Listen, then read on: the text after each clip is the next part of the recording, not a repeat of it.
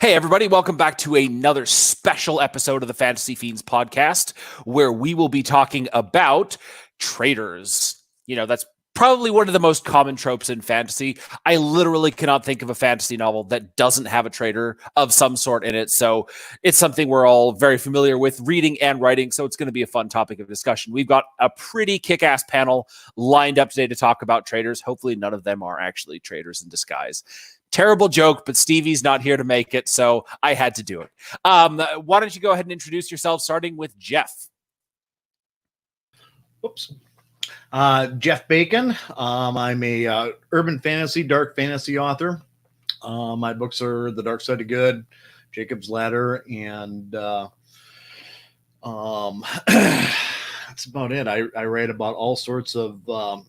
I love traitors. They're an integral part of my book. Everybody is screwing everybody else over, and that's one of my favorite things to write. Everybody's got a knife to stick in somebody else's back.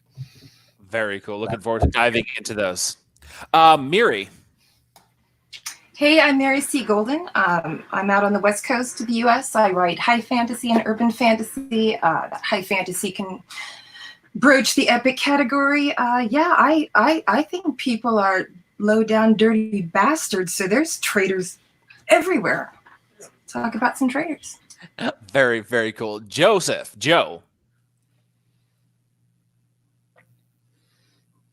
There we go. I'm still getting the hang of this. How you doing, Andy? I'm Mary.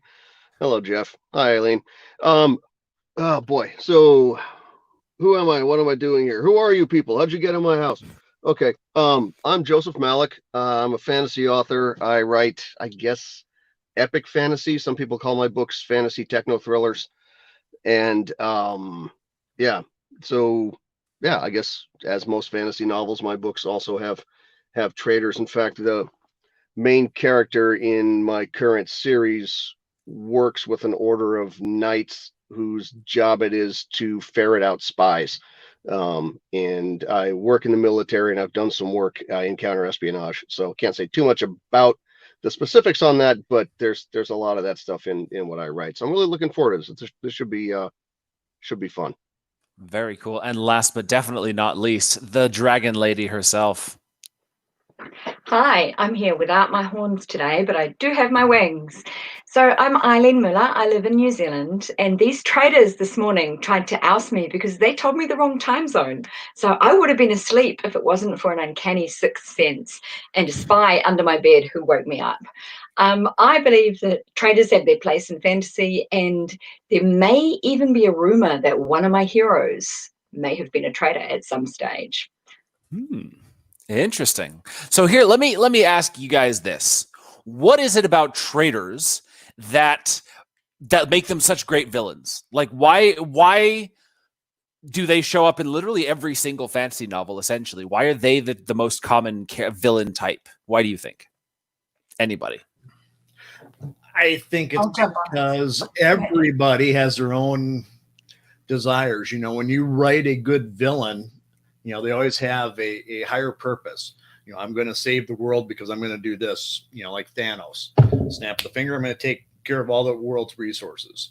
Yeah, or all the resources by having the population, you know. Great idea, right? You know, villains have a very methodical way of going about their things, and everybody else will consider them, you know, a traitor at some point in time. I prefer the you know, you have your villain and you have your hero, and they're, you know, they're doing their battle, and then you have the middlemen that actually will switch sides, or they'll create their own side and create a third part of that triangle, to where they'll be, you know, with the hero, and then all of a sudden they kind of go off on their own because they have their own ideas of what they want to do. And I think at the heart of every story is conflict. And you can have fantastic conflict when you have a traitor, because a traitor by definition had loyalty in one place and then switches it to a different place. Does that make sense? So your reader never really knows which side they're on sometimes until it all comes out in the climax of the story. So that keeps the conflict and the tension going in the story. Mary, did you have something you were going to say before? Button here. You know, I I love big traitors, the ones that sell out their whole kingdom and big fireworks, super drama. But I think all stories with humanity are inundated, saturated even with traitors, like on a smaller level. In real life, I think infidelity is probably the most common form that we'd see a traitor in. And most people that I've ever met that have done something super shady do it for selfish and petty reasons, because humans are selfish and petty.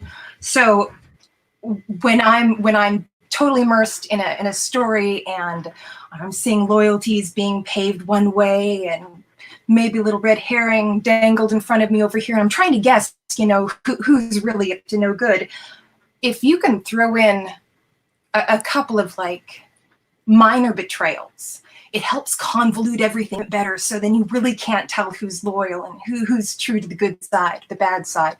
So I really like to see that sense of betrayal, that turncoating, that going behind people's back demonstrated in a lot of different layers, not just the big baddie and he's got his reasons for turning his back on the good guys, but like the little everyday things that we see people do all the time.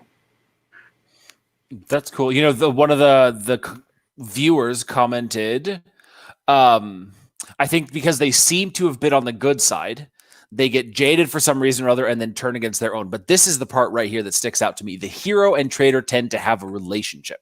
So we feel betrayed because we trusted them, right? We trusted that they had our best interests at heart, or they cared about us or whatever, and then they went against us. And it's almost like you feel stupid or you feel used, and it's that sense, it's like this nasty feeling that you get because someone basically, I have teenagers, right? I have teenagers who sneak out of the house at night. Unfortunately, I have teenagers who break the rules and do things that they're not supposed to. And when it's like, okay, I trusted that they weren't going to do it, and then I found out they did, it's this sense of like, was I so naive, or was I so stupid to trust them? And that's the same thing I think that we get when there's this sense of betrayal from the traitor. It's like, I trusted you, or I let my guard down around you, and you turned it back around on me. Joe, you were going to say something. Thank you, Andy. And I think part of it too is that looking at it in the meta, right? You looking from the writer's point of view. I really enjoy writing treason and betrayal and backstabbing because it's a way to gain your reader's confidence and then abuse it, which is just some of the most fun that you can possibly have doing this kind of thing, I think. But also, but it's a way to do that also without necessarily, you don't have to kill a major character to break your reader's heart, right? You can still take something away from them that really mattered to them by having a character turn out to be treasonous. So I don't know. That's how I use it. So that's just me. Individual mileage may vary. Interesting. I guess so. Why don't we go to an example of traitor? What is the word? Traitorhood, treachery in your book. Treachery. Well, you see, treachery is the sort of the act, but I'm thinking, like traitorhood, like the people doing the thing. What makes them a traitor? Why don't you guys tell me? Being treacherous. Yeah. Without spoiling anything from your stories, tell us a little bit about the traitors, like that act of betrayal. Which act of betrayal? Whichever There are so one. many. So I think in Azara, which I forgot to mention my books before, so I'll just show you guys a quick one, just in case readers aren't familiar with it. I think the cover's been around a little while, people might know it. But in Azara, I think she has to figure out who to trust, because there are people that appear nice that might not be, and people that don't appear nice that might be. And I think that's what I like about Traitors. My series is 6 books, and throughout the books, there are various traitors that rear their heads. And sometimes traitors might have a heart of gold. They might just be misaligned in what they think they're doing. And other times they can turn back again. So they can swing either way, depending on what's happening in the story. And I think that keeps it interesting. That's pretty cool. Who's up next? I'll go. Oh, just look at what bingo, Jeff. All 3 of us at the same time. Fabulous. Right. It's me? Okay, never mind. In my books, I have fallen angels, archangels. I have devils and demons and Nephilim and all sorts of things. I also try and bring in some mythology. And everybody's got their own ideas on how they want to either bring about the end of the earth or save it. And at some point in time, everybody seems to part ways and go down their own path. And so my main hero is Jacob. And what you'll find is that he just starts to trust somebody, and all of a sudden they turn around, they go on their own way, and it doesn't quite work out for them. And that's kind of the way I've written this circular thing. Again, I come from the corporate world, so that's kind of the way all corporate meetings go, is everybody stabs everybody else in the back and goes on their own direction. So that's how I write too. Very cool. You know, that's the one thing I love about now being an indie author. I'm no longer part of that world. So if I'm not a big fan of classic literature, you know, like the ones that we're forced to read in high school. But Edward Abbey put out a book called Desert Solitaire during the counterculture movement of the 60s. And there was a quote in that book that really shaped the way I approach storytelling. And that is, what you see is relative to your vision. And our idea of right and wrong is entirely shaped by our perspective. So in Land of Perpetual Night, and there's a huge theme of treachery and being a traitor and betrayal. You know, I have to set up my morality in my world. And then the treachery, of course, falls on the dark side, the evil side of that morality that I've created. But then there's a huge paradigm shift as right and wrong are no longer mutually exclusive, and everything becomes shades of gray. So while there is treachery and there is betrayal, there's a transition and metamorphosis between, you know, the beginning and the end of the story that really shifts how that betrayal is viewed. Was it really an evil betrayal, or was everyone on the wrong side to begin with? And I really love playing with those moral quandaries, because what I consider right and wrong is not always what someone else considers right and wrong. And sometimes there is no right and there is no wrong. And I love that moral ambiguity and pulling all those little strings of the tapestries until you've unraveled it all into little sections, and then trying to build it back together again into a completely different picture. So while there is a huge theme of betrayal and treachery, and we even have a treason stake in the book where, you know, traitors to the state are staked in the city square and then, you know, tortured, because I love to torture people. The entire concept of right and wrong shifts throughout the novel several times, until what you started out with looks nothing like what you have in the end. Very cool. And very much piling on what Miri just said, you know, my series is a portal fantasy series for grown-ups. So when the main character gets over there, he realizes that these people don't have, you know, they didn't have Hammurabi. They didn't have the Sermon on the Mount. They don't have Immanuel Kant. And it gets into this whole thing about meta-ethical moral relativism, the whole slippery slope argument about what right actually, how right and wrong are actually construed. And they have a completely different idea of what right and wrong looks like. They still stick to this form of basically Germanic tribal law, where the laws are laid down by the local leaders, not so much out of fairness, but just to keep the wheels turning. And then they're upheld by auxiliaries pretty much at a whim. And when the protagonists get over there, you know, they're looking around trying to make heads or tails out of the place and figure out exactly what the rules are and what the laws are. And they're realizing that everybody's just kind of making it up as they go along, just to keep everything running and to keep the society moving.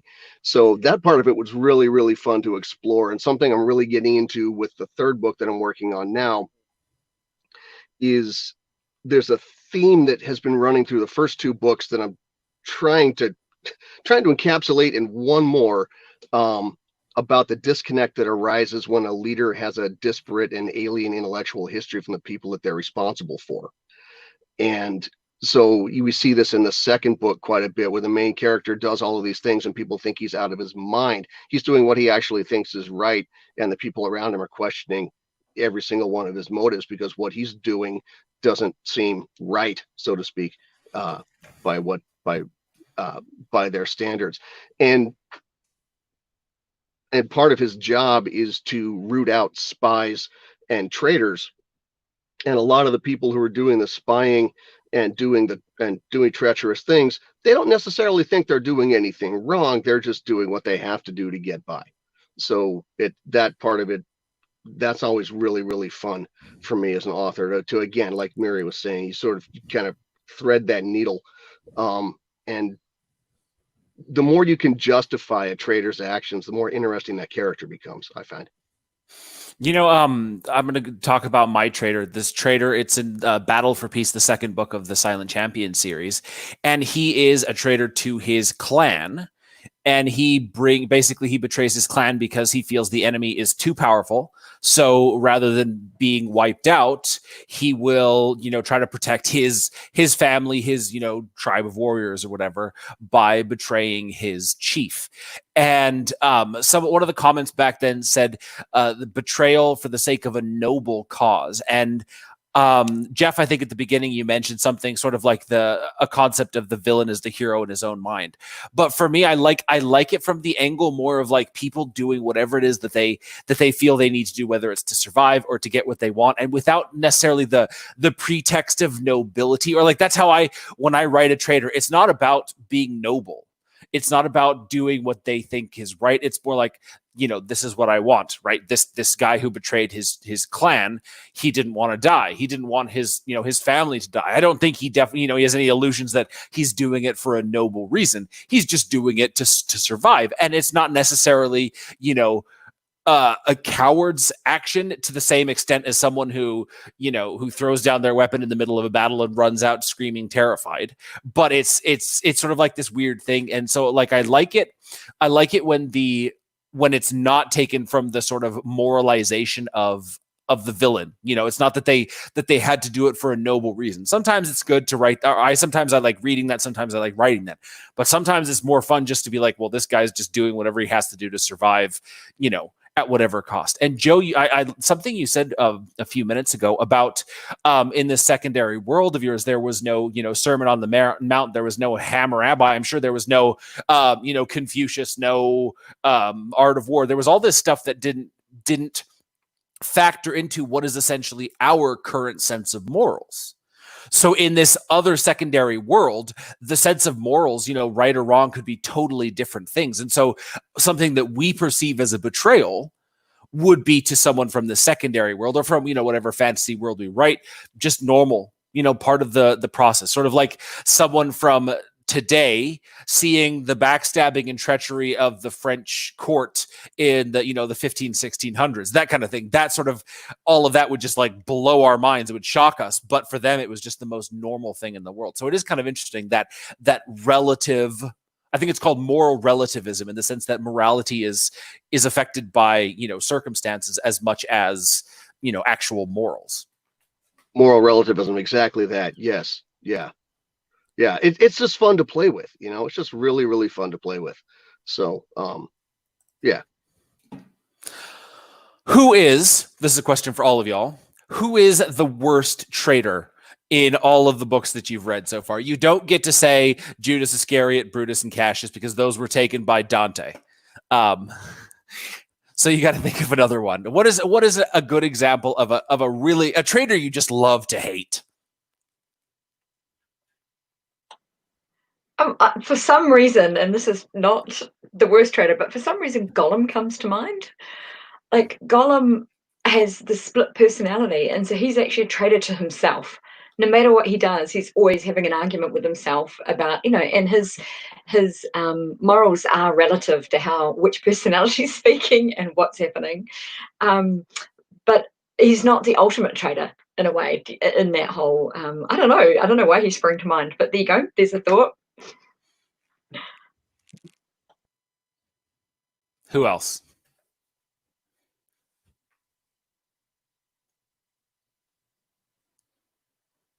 one that popped into my head is this guy from The Black Company. I was just talking with someone about The Black Company today. Glenn Cook, military fantasy, massive series.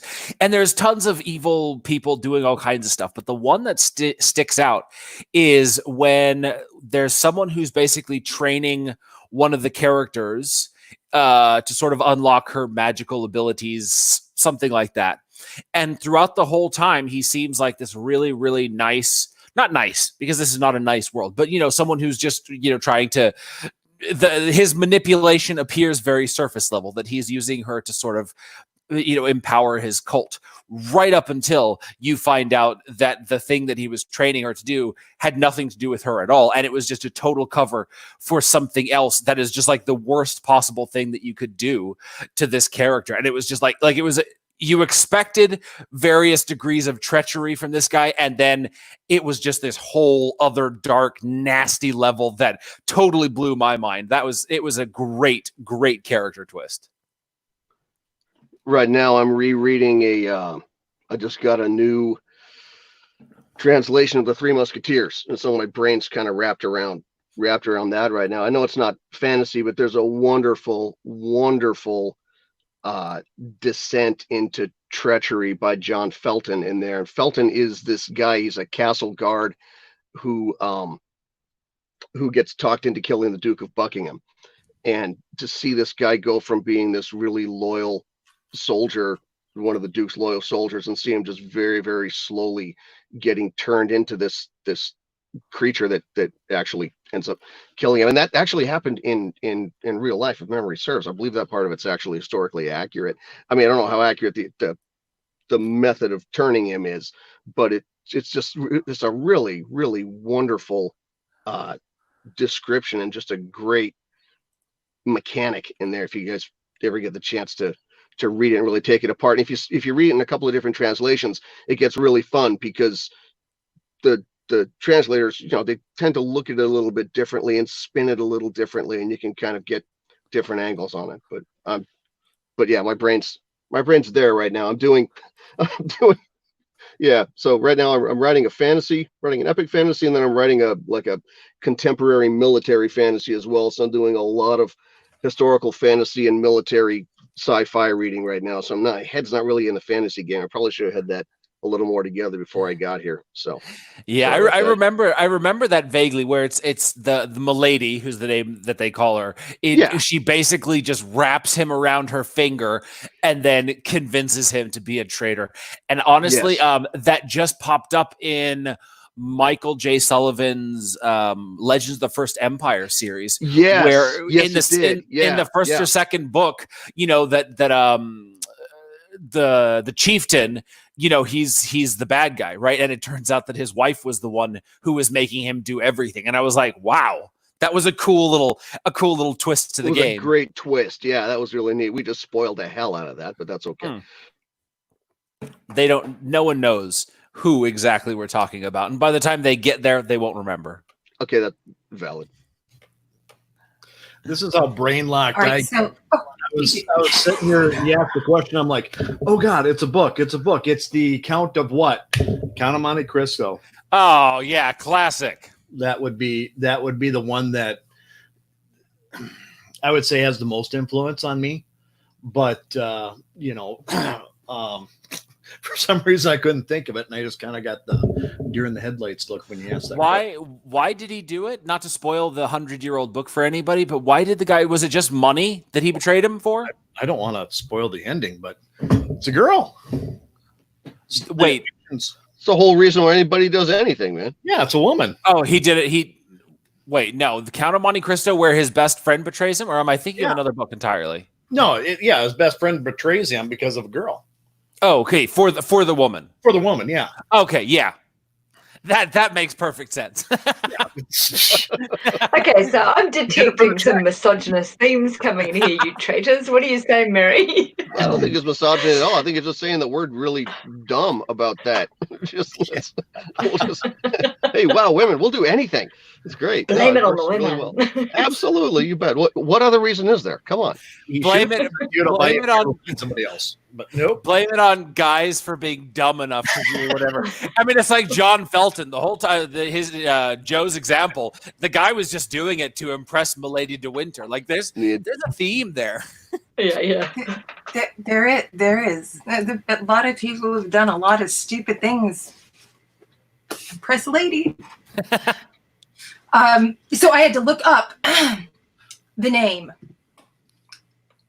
Remember in Mistborn, the creature, the cat, the Catsa. Oh, yeah. Okay, Ten that Sin. was. I love that character. Yeah. And then that happens, and I was just like, there wasn't even motivation for it. That was just what it did. That totally messed with my head. And that's probably the first traitor that like I had zero animosity for. Like there were no, he did that and he created just this poop storm of emotions, but there was like none of the sting, none of the blame, just all ache. Just oh my God, what have you done? I thought that was a brilliant traitor right there, and I didn't see that coming. That I'm usually pretty good about spoiling books for myself. I never saw that one coming. Yeah, and then there was in one of Tammy Pierce's original, in her the Song of the Lioness Quartet, and this has stuck with me for like 30 years since I read the book.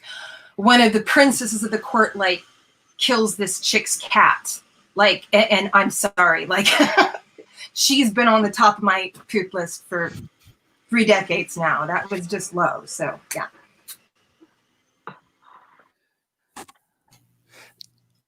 So I have substances in my world in Riders of Fire that can actually turn people's loyalty.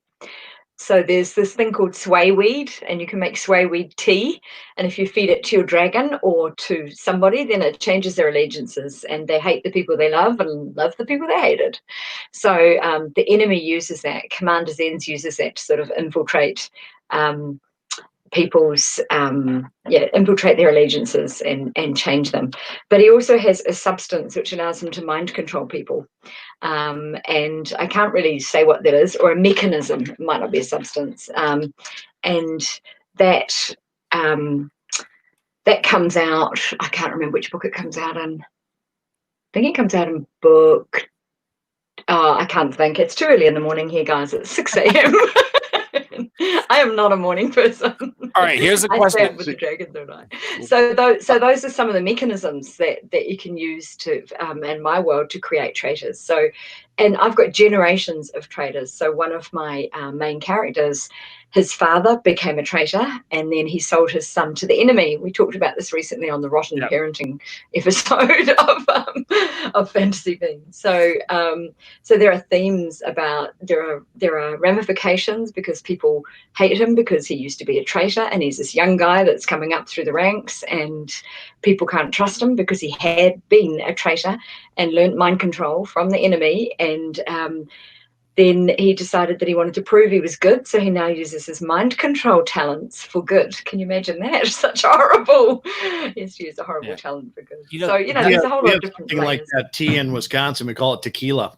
I was just going to say I don't have sway weed, I have scotch, but yes, it's pretty much the same thing. The people you love and you hate them, and vice versa. Oh, that guy's not so bad. He's not so bad. No, hear me out. He's not so bad. That raises actually a really interesting question that goes with someone a comment from the audience where Steven said, can you call someone a traitor if their family is held hostage? So this goes to the rationalization of traitorhood. So in this case, the traitor, right? They were given sway weed, and now it's almost like they have no responsibility for their actions to various degrees because this substance affected them. And sort of the same thing. Is there a culpability to it? Like if this guy knows, okay, you either betray someone or your family is going to be killed. Isn't like in the justice system, the American justice system, isn't there like allowances for things that happen under, I believe it's called under duress, where it's like if your family's about to get killed and you have to break a law, commit a crime. I'm not sure. I thought I remember hearing that there is something. Miri, did you have something on that?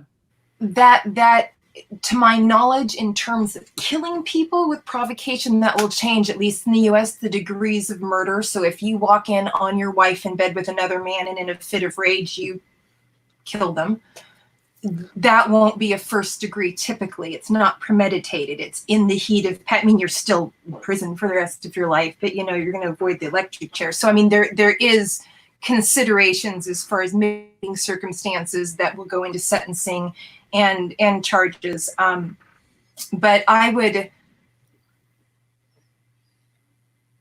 I don't think, I think coercion is in its own category. Like if someone straps a bomb to you and sends you into a bank and tells you they're going to shoot your loved one if you don't go in, I don't think you're held responsible for that. I mean, you're a hostage yourself. So in a way, that would almost absolve, like if this was the circumstance, it would absolve the traitor, essentially. I mean, legally speaking, I guess, of their traitorhood, is because I had to do it because of my family. So then there's the question of where's the line? Because if now there's this circumstance where it's sort of acceptable, it still sucks, right, that you've been betrayed, but it's I can understand it. Or in this case, with Eileen's case, sway weed. Where does that line, where is that when it's all right, this is actually an action that you took, whether or not you had someone, whether it was outside influences or literal substance influencing you? But the coercion is actually a path to forgiveness. So, I mean, you actually, you can understand why they did what they did, but there's still the act of treachery. Yeah, Absolutely. Still the thing that happened that sucked or whatever. And depending on what it is, whether it's, let's say it's in the middle of a war or in the middle of a battle or whatever, and that treachery, what they're doing can cost you the war, whether he lives or not, whether the traitor did it for a good reason or not, it doesn't matter. He probably gets put down during the battle because he's about ready to pull the pin on something that's going to blow up for your side, for the hero's side, right? It's only a path to forgiveness for that person to understand why he did what he did. He's still a traitor. So this is what happened. Okay. Oh, sorry. Oh, Is no, it please go ahead. Joe? Okay. This is what ends up happening in my book 4 and 5, Dragon Strike and Dragon War. The mechanism, because there's not just sway, there's another mechanism by which Commander Zens can control people. I just, on that Rotten Parenting show, I gave so many spoilers, no one had to read my books anymore, so I'm trying to be really careful today. But there's a mechanism, and they end up creating a weapon out of it. So they can shoot dragons in midair and turn their loyalty in the middle of battle. So suddenly you don't know who is on whose side anymore, because you've got these evil mages using these weapons that actually turn people and dragons in an instant. So you have people wanting to put dragons down because they've now become disloyal and they're now traitors, and it's just you don't know who to trust. So usually the shadow dragons that turn up in book 4 are all dark and black, and those are the ones you're going to be killing, and suddenly it's your best friend who's turned traitor. I've got families turning traitor against one another, and all sorts of crazy things happening. So that becomes one of the big questions in Riders of Fire. What do you do with these people who were acting beyond their own control, who have killed people you love, and what do you, how are you going to deal with them? And people are really judgmental about it, and then it happens to them, so it's that whole moral ambiguity and all that whole torn loyalty comes into play. And the other thing I've got is I have traitors that turn up, people who were traitors who are trying to redeem themselves, and nobody trusts them. But are they on the good side or the bad? And are they going to turn at any moment? So it creates this whole minefield of not knowing who's the good guy and who's the bad guy, or are any of us, we all embody those traits. So it ends up being an interesting source of conflict right throughout the novel. So it starts in book 1 on a really low level, and then it just keeps building till you get right to the end. So yeah. So I have an epic fantasy series that it's my passion project. It's the first story that I ever wrote clocking in at 1.25 million words. Has since been rewritten. Yeah, okay, but it's been on a shelf for. I'm not even kidding you. I'm not even. I did it in separate text documents, and I put it together when I got Scrivener. I'm like, holy Jesus.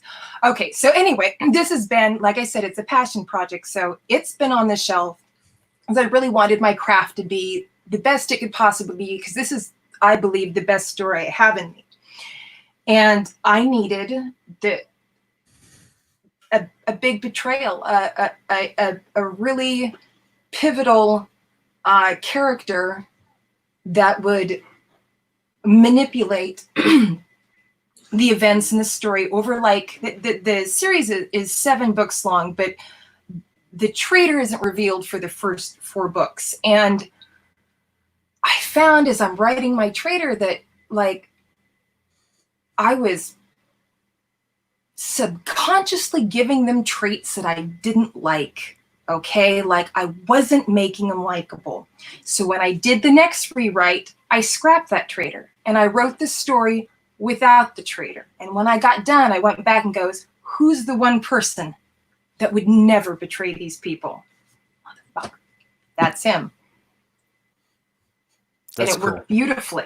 I mean, it's sometimes it's hard to remove yourself from loathing a character. And it depends on what it is. I love writing evil people, but there's some characters that just, like, my personal biases come through. I don't like those kind of people, and it shows. So for me, it was really a fun mystery experience of knowing that all these, I knew the events in the story, that the betrayals that are taking place, the information that's being passed on, the spying that's taking place, but I didn't know who was doing it until I went back and decided which of one of these people that I absolutely loved and invested my heart in is just going to stab everybody in the back. Super.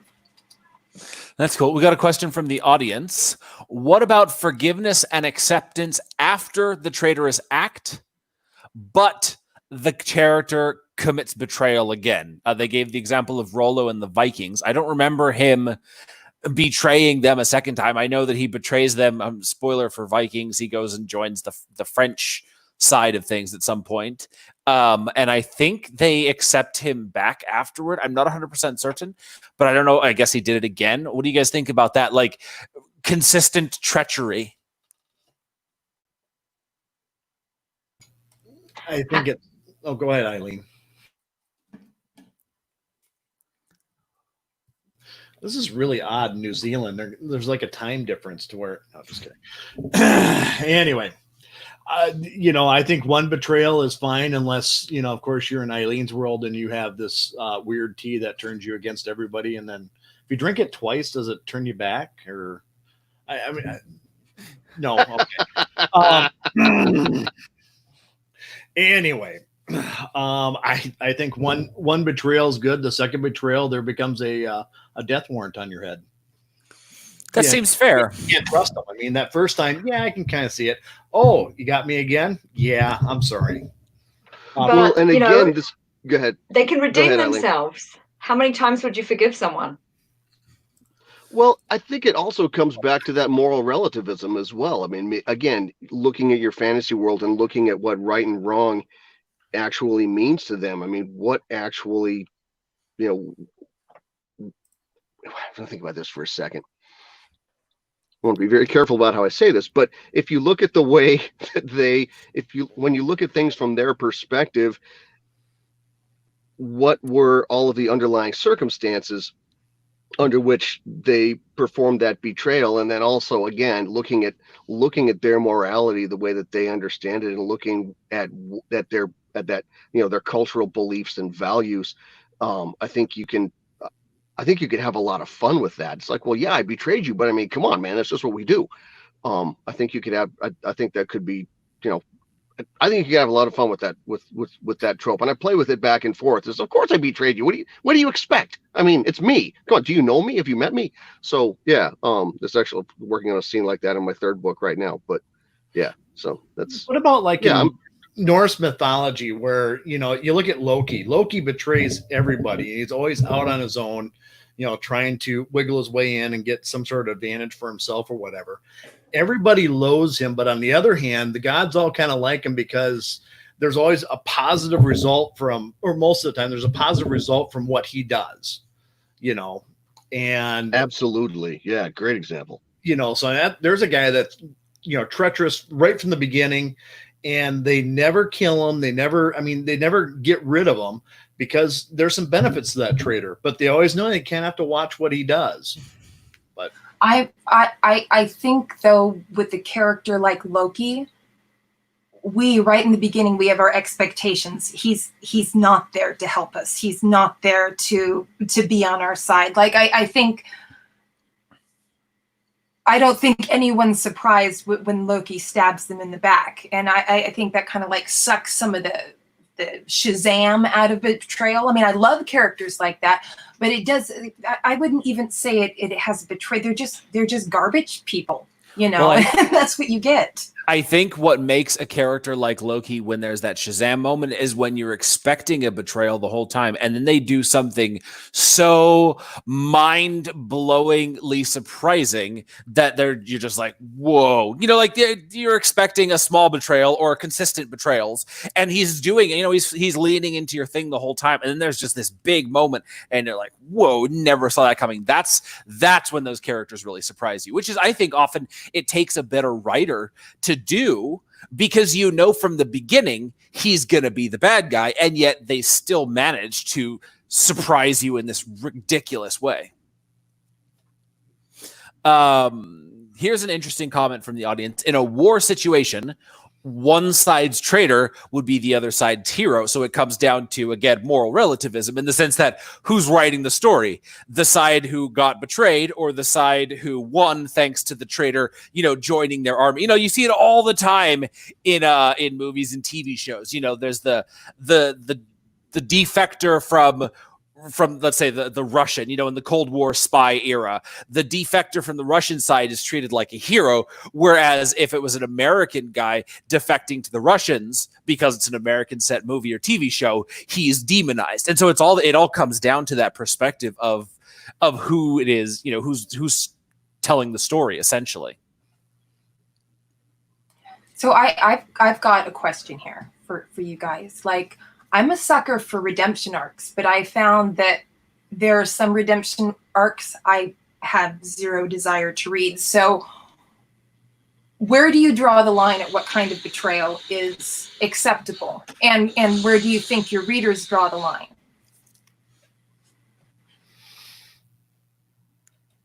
That's a darn good question.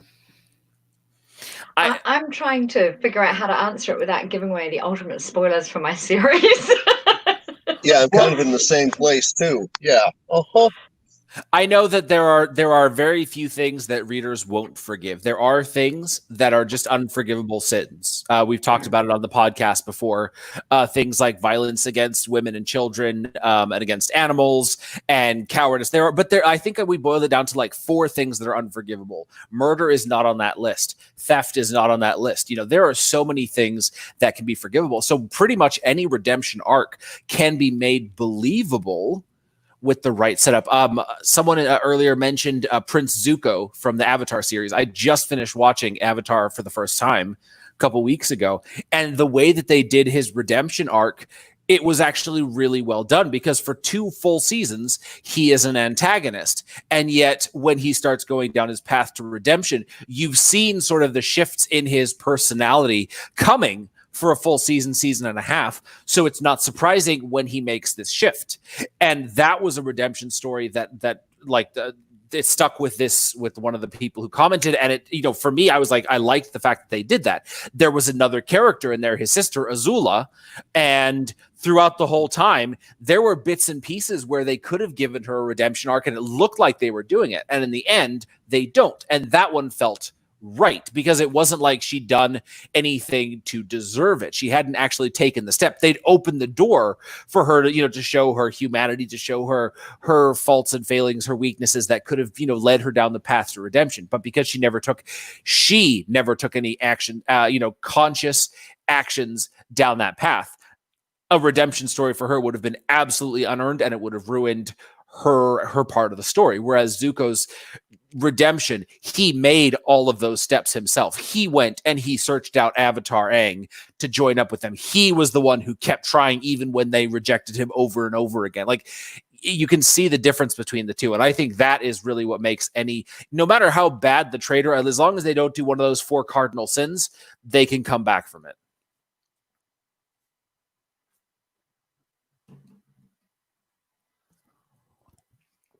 Does anyone else have anything to add on that, or should I move on to the next question?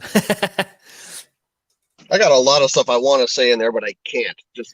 Just that's all. I'm sorry. All right. I can't. We'll talk. It gives offline. away your whole How's that? plot, doesn't it? Okay.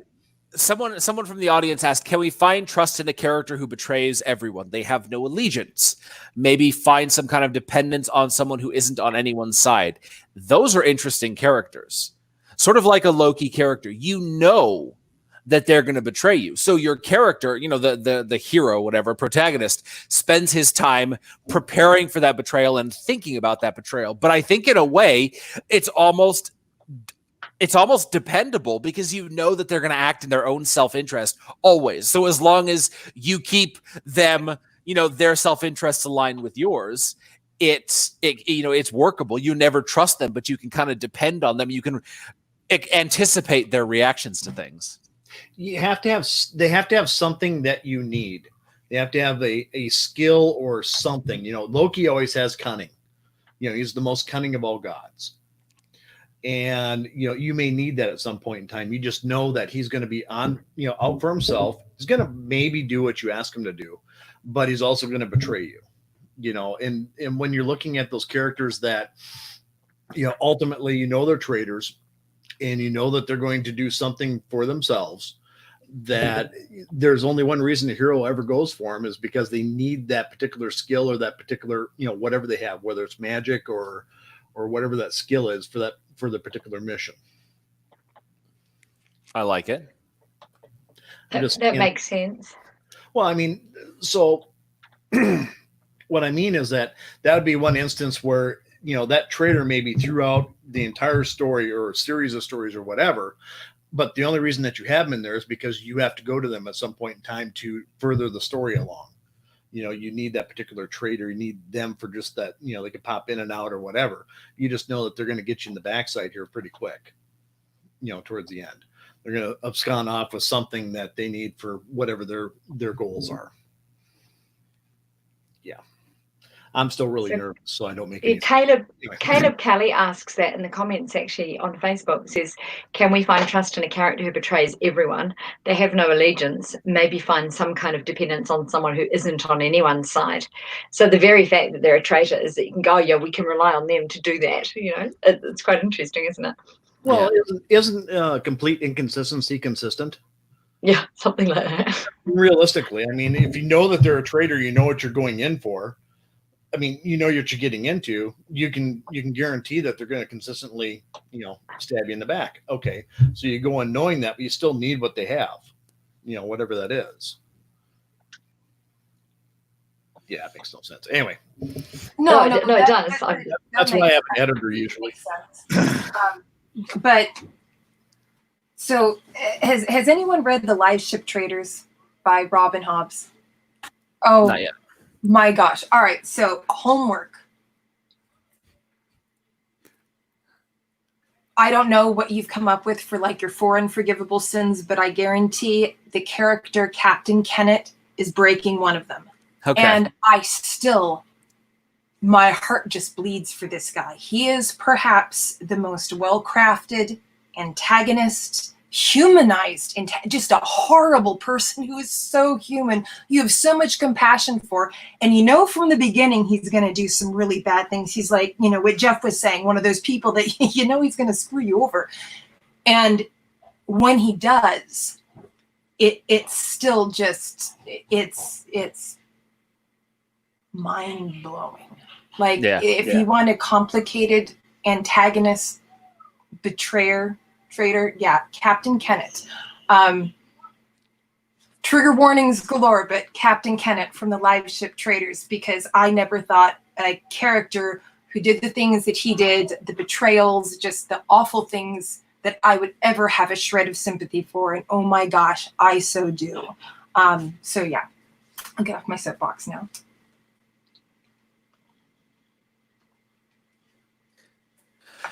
Very cool. Well, you know what? We are coming down the home stretch. So, to wrap things up, why don't you wonderful guests tell readers and viewers and listeners and watchers and all the other where they can find you in your books? So we're going to start going the other way around we're starting with Eileen.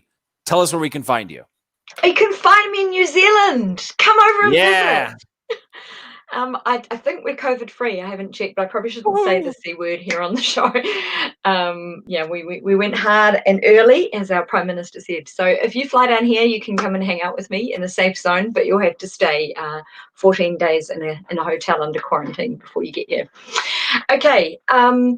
I am at eileenmuellerauthor.com. My books are on Amazon. They're in Kindle Unlimited, and my flagship series is Riders of Fire, and I have a new series next year coming out called Riders of Fire Dragon Masters. Ooh. So you can come along for Treachery and Traitors and see how the backstabbers redeem themselves, how people get shot and turn into traitors in midair, and what people do about it. But anyway, thank you. And lots of dragons, of course. Very cool. Joe. Hey, Andy. Hey, thanks, everybody, for having me on. You can find me at josephmalik.com. Best way to reach me is probably through my site. My second novel, The New Magic, is one of the reads on IFA this month, so please pick it up. And I think my first book, Dragon's Trail, is still on sale at Amazon. There should be a link in the Facebook group. I'm on most social media at jmalik-author, and that's pretty much it. If you're around the Seattle-Tacoma area, you might see me bumming around. You never know where I'll find up. Look for the guy with the sword. So yeah. Very cool. Miri. Hey everybody, you can find me at mariccgolden.com. My books are on Amazon. You can find me on Instagram at I Gotta See It in My Head at Miri C. Golden. Okay. You will never find me on Twitter. If you ever find me on Twitter, the account's been hacked. That's not me. You couldn't pay me enough to go there. I hope you have a wonderful day. Thank you. And Jeff. You can find me at realbaconjeff.com. I'm on Facebook as Jeff Bacon Author, or else I also have a group, The Dark Side of Bacon.